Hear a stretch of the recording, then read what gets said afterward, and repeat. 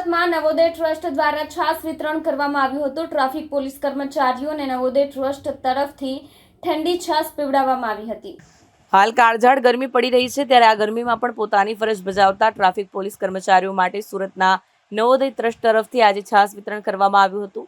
સુરત શહેરના તમામ traffic police કર્મચારીઓને બપોરના સમયે ઠંડી છાસ પીવડાવવામાં આવી હતી, જેથી ટ્રાફિક પોલીસ કર્મચારીઓની તબિયત સ્થિર રહે અને તેઓ હીટ વેવનો શિકાર ન બને।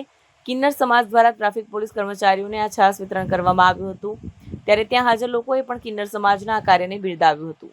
હું હેતલ નાયક સમાજ સેવિકા ઘણા બધા ટ્રસ્ટો સાથે જોડાઈ છું। આજે અમે નવોદય ટ્રસ્ટની સાથે આટલી સખત ગરમીમાં ફરજ બજાવતા અમારા ટ્રાફિક બ્રિગેડ્સો અને રાહદારીઓને માટે છાસનું વિતરણ કર્યું છે, જેથી તેમને આટલી સખત ગરમીની અંદર લૂ ના લાગે, એ લોકો પોતાની ફરજ સારી રીતે નિભાવી શકે, એમનું સ્વાસ્થ્ય પણ સારું રહે, એટલા માટે અમે રિજિયન 3ની ઓફિસથી એસીપી ટંડેલ સરના સહયોગથી આજે ટ્રાફિક બ્રિગેડ્સો અને આમ જનતા માટે છાસનું વિતરણનો કાર્યક્રમ રાખ્યો છે।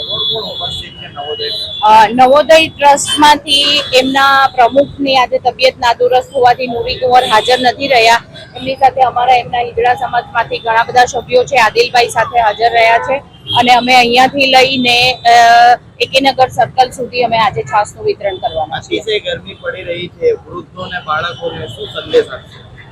વૃદ્ધોને બાળકોને એટલો જ સંદેશ આપીશ કે સખત ગરમીમાં તમે 12 થી 4 સુધી ઘરની બહાર નીકળવાનું ટાળો, અને સખત ગરમીની અંદર પાણી તમે વધારે પીવો અથવા તો પછી લિક્વિડનું ઇન્ટેક વધારે રાખો, જેથી તમારી તબિયત સચવાઈ રહે। અને પેરેન્ટ્સોને પણ એ સંદેશ આપીશ કે નાના બાળકોને લઈને આ સખત ગરમીમાં બહાર નીકળવાનું ટાળો।